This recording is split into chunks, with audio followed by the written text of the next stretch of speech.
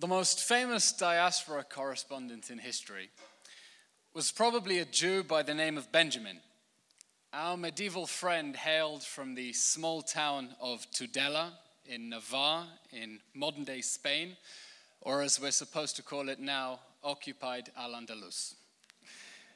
His name might ring a bell because of the street that bears his name and winds past with breathtaking views of the sunset over Jerusalem, the same Jerusalem that he visited in the 12th century, then under Crusader rule.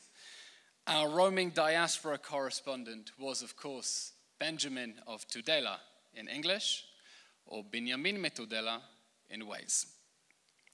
This wandering Jew with contacts across the diaspora reported from every major city in the known world, because a millennium after the exile, every major city in the world had a population of Jews.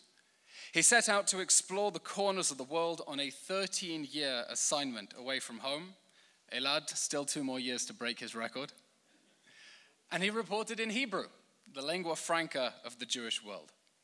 It's thanks to Benjamin of Tudela's vivid dispatches that we know colorful details about the 40,000 Jews of Baghdad and the tiny Jewish community of Corfu, population 1. He had a keen eye for stories of color, the handsome young rabbi who worked for the Pope, the Jewish bandits of the mountains of Thessaly. He even got himself embedded with the Exilarch, the horseback leader of the Jews under Islam. He reported on internal communal rifts, the rabbinic and Karaite Jews of Constantinople, oppressed alike, but they separated themselves with a fence. The heretics of Cyprus, excommunicated by their neighbors. He even got the scoop on the messianic cult around the fake messiah, David al-Roi. Together with Ibrahim ibn Yaqub of Tortosa and Petachia of Regensburg and so many others, these medieval diaspora correspondents kept the Jewish world updated about itself in real time. They gathered up the facts, the concatenation of challenges, the cacophony of eccentric customs, and told a coherent story about a scattered global nation, dwelling alone, dwelling together, a force to be reckoned among the nations. Benjamin of Tudela was in many senses the Elad Simchayov and Canaan Lidor of his day, reporting on Jewish communities far, far away, somewhere over the Sambation, or as tonight's special award winner Ilanit would say, Eisham. I mentioned Benjamin of Tudela because we Israelis so easily fall into the trap of thinking that nothing very much happened between the Tanakh and the Palmach, but a long trail of tears, 2,000 years of suffering and servitude, until we could finally return to our homeland and fulfill our historical destiny of fighting amongst ourselves. Instead, a tradition of Jewish world reporters revealed a vibrant and interconnected global Jewish community. But this is not a history lecture, and tonight's awards are being given in the shadow of a war in Gaza. So what lies at the intersection of Binyamin Metudela and Aza, apart from a nice ice cream shop for whoever didn't get the joke?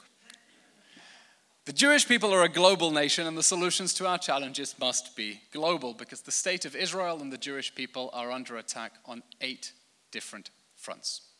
From the death squads of Gaza, the terrorists of Judea and Samaria, the Houthi pirates of Yemen, Hezbollah in Lebanon, Iranian militias in Iraq and Syria, the Islamic regime in Iran itself, and in the diaspora itself. That is the 8th front of this war. October 7th triggered a regional war which has become, in every sense, a global war on the Jews. I wish this were not the case, but it is, as we see from the reporting of our modern-day Benjamins of Tudela. A war in which the pillars of the post-war order, large parts of the international media, whole swathes of elite institutions have been weaponized against the Jews and their state, in which the watchdogs have become attack dogs, used to launder the terrorist propaganda, to advance their annihilationist goals, to give an international seal of approval to efforts to render the Jews powerless once more. And nowhere was this more shocking than in the decision on Friday by the International Court of the Perversion of Justice, which was widely interpreted as an order to create a safe zone for terrorists in Gaza where they could continue to rape hostages with impunity. A decision based on statements by UN functionaries in league with Hamas or otherwise complicit that simply do not correspond with reality. Statements repeated and amplified by human rights organizations that are active combatants in the information war against us, echoed by international media outlets that at best fail to give Israel a fair shake. And this information war is existential, because our global nation cannot afford to live in a world in which the allegations currently being hurled against the Jewish state become the baseline of general knowledge, in which people genuinely believe that Israel is committing genocide, or starving the Palestinians, or operating a fascist apartheid white settler colony, or whatever it is. Because a world in which Israel becomes the ultimate symbol of evil, as so many are trying to paint it, is not a world in which there can be any safe foothold for our global nation, neither here in Israel nor across the diaspora. Because facts beget narrative, narrative begets legitimacy, legitimacy begets the material, moral, diplomatic, and military support that we need to keep ourselves safe as we build our national home against 8 hostile frontiers. Israel is losing the information war. We are being pummeled. But we do not have the luxury of losing this war, and even if we can't win, at least not yet, we cannot afford not to fight it. For as the ethics of the fathers teach us, lo alecha hamelacha ligmor, velo ata ben chorin levatel mimena. It's not your duty to finish the work, but neither are you at liberty to neglect it. Much ink has been spilled about how the international media has wronged Israel in this war. The breathless reporting of the fake airstrike on the Al-Ahli hospital and numerous other fabricated atrocities, the knee-jerk regurgitation of figures from the same terrorist army that butchered and abducted civilians on October 7th and has spent every day since then denying it while also promising to repeat it again and again. The lazy and uncritical acceptance of statements by UN employees despite incontrovertible evidence of how they are covering up for Hamas, and despite the facts proving them wrong. But this address is not a jaded Jeremiad. Israel exists so we can stop complaining about the hostility against us and organize properly as a sovereign state intimately embedded in a global diaspora to rebuff, repel, and ultimately repair those problems. So tonight, as B'nai B'rith honors our modern-day Benjamins of Tudela, reporting on our global Jewish nation, I want to lay out a vision for how that global Jewish nation holds the keys for a fight back that is long overdue. The fact that I, as a former anti-government protester, found myself the international voice of this government for the first 6 months of the October 7th war is the most comical illustration of how farcically unprepared Israel was to fight this war. But it doesn't have to be like this. We can and we must do better, and here is how. First, the government of Israel needs an elite team of spokespeople in every language and in every time zone. The government needs official spokespeople, professional, full-time, paid spokespeople in English, French, Spanish, Arabic, Russian, Portuguese, German, Chinese, and as far as I'm concerned, Swedish and Swahili as well. Able to go on TV or radio anywhere from Argentina to Australia, whatever the time is in Jerusalem, and able to speak with the authority of Jerusalem. It's inconceivable that CNN might not be able to get someone, an official spokesman, on air at 8 p.m. Eastern Time because it's 3 a.m. here, and it cannot be that South American channels cannot bring an official Israeli voice unless they pay for a simultaneous translator. We need a sayeret, a special forces unit, able to spring into action at a moment's notice anywhere in the world, properly armed with the ammunition, backup, and defensive gear they need. The critical facts, the snappy sound bites, and legal slam dunks, one-line zingers and one-ton truth bombs. social media assistants to cut their clips and grow their brands, bookers to actively reach out to producers, fact-checkers and legal advisors to brief them as they set out to battle. Now that should not be too hard for a global polyglot nation built by immigrants from every continent on earth. Katanalinu. We can find these people among the incredible Olim community in Israel or even across the diaspora, and if we can't find them, we can train them, arm them, and polish them. If we can take kids fresh out of high school and turn them into elite warriors, we can take kids fresh out of college and turn them into elite spokespeople. Now, building an elite team of global spokespeople may mean rethinking the model of the Ministry of Foreign Affairs. It makes no sense to take the cultural attaché in New Delhi and make them the spokesperson in Paris as a stopgap to being the deputy ambassador in Argentina. That's no way to build up and accumulate or make the best use of people's language and communication skills. You don't exercise a muscle by rotating it, you put it under strain, time and time again, until it is strong. Our spokespeople need to understand the local conversation, but they don't always need to be in the country they're speaking to. All interviews now take place on Zoom. Build a production line, streamline it. Israel is the only country in the world required to defend itself in the court of global public opinion around the clock. It isn't fair. It isn't right. It isn't just. But it is what it is. If Norway just decided to reward Hamas for burning Jewish families alive because it actually believes that recognizing a non-existent Palestinian state in response to October 7th is a move against Hamas, then we have to take a share of the responsibility for not even trying to speak to the Norwegian public in Norwegian.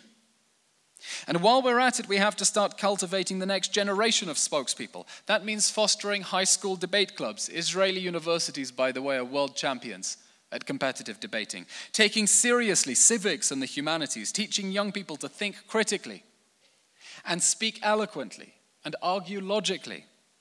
An elite team of government spokespeople in every language and every time zone. Second, Israel needs to run its international public diplomacy as a crisis communications war room. It cannot play second fiddle to an underfunded, understaffed department in the Prime Minister's office that caters mainly for a domestic audience. We need to think globally at a national scale. It means monitoring every word about Israel, every report and every interview, and responding immediately, demanding an on-air statement. You know who's very good at doing that? The Prime Minister's office, because there isn't a single report about the Prime Minister at which there isn't a statement at the end of the report. It means scanning every word in the print media and demanding an in-print retraction. It means hiring researchers and fact-checkers to brief our elite unit of multilingual spokesmen. It means being proactive in campaigns and thinking ahead and wargaming different scenarios for how we're going to react if events go one way or another. And it means hiring someone of the caliber of Jonathan Conricus or Peter Lerner, who've done such amazing work in Dover Tzahal, who understand how this works in the military and can scale it up on a national civilian level. A crisis communications war room would put out the fires we don't want to spread and push the messages we want to spread like wildfire. It would leave no battle unmanned, no shot across the bow unanswered. None of this is happening right now outside the military, and we simply cannot afford to go on like this. And that brings me to the third and perhaps most important point, and straight back to our wandering Jew from Tudela. This war for Israel's international standing is global, and we can only win it as a global people. The diaspora is not an afterthought. It is a force multiplier. Israel is a democratic nation state, yes, but the task of sustaining it must be a partnership between the Jews who dwell in Zion and the Jews beyond it, just as in the Declaration of Independence we call on Jews around the diaspora to be partners in the building of Zion. We need the diaspora to man the barricades because their fight, our fight is their fight. And there is no way that Israel sinks while diaspora communities somehow swim. But the most important thing Israel can do is not necessarily to feed them information or talking points. It's to strengthen that sense of partnership. That sense of partnership in something truly great and wondrous, that sense of shared destiny and purpose. Israel's secret power is its ability to inspire pride in diaspora Jews, to make their eyes sparkle or water at the thought of what we Jews are capable of doing when we join forces and put our minds to it and stare down the forces of adversity. Israel is our national home, and it must feel like their home away from home, where we accommodate and respect the diverse forces of Judaism around the diaspora, even if that pluralism is less popular at home. Yes, including on issues of conversion and marriage and prayer at the Kotel, where we are connected to the diaspora through bonds of friendship and correspondence. Why should every Israeli school not be twinned with a Jewish school in the diaspora, and the children given half an hour each week to FaceTime on their own devices with their buddies across the sea and catch up? Why not? But more importantly, we must hold our leaders to account for every vulgar statement, every extremist outburst designed to scrape a few more votes off the bottom of the barrel, which only make diaspora Jews recoil and want nothing to do with this place.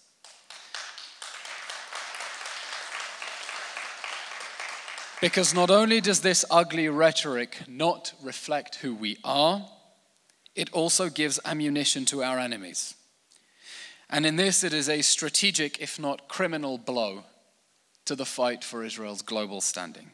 We must not make it difficult, more difficult than it has to be, for our supporters to support us, because they're the ones we want protesting in the streets, phoning into radio stations, having difficult conversations with friends and colleagues, and when conditions are so hostile and the noose tightening ever tighter, we must make that fight as easy as we can for them.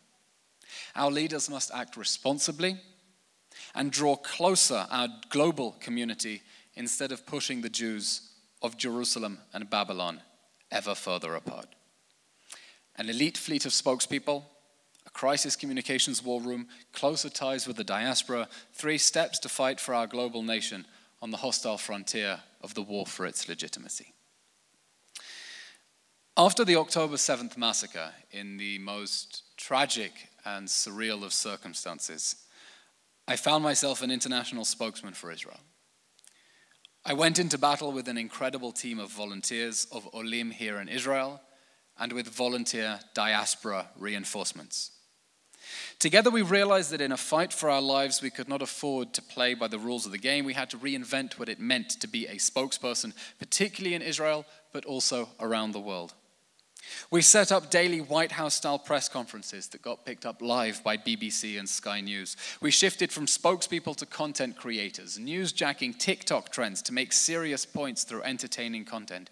We shifted from spokespeople to commentators, tweeting furiously until a quote made the New York Times. We shifted from spokespeople to media personalities, setting up the State of a Nation podcast, amplifying the voices of allies of Israel, and what I'm working on right now in the creation of the Israeli Citizen Spokesperson's Office is the creation of a civil society team of spokespeople who will continue to brief the diaspora and supporters around the world and equip them with the facts and sound bites and ammunition they need to fight for us. Our team of volunteers, conscripted in an emergency, reinvented the field of government comms, and that's the spirit in which Israel must now proceed.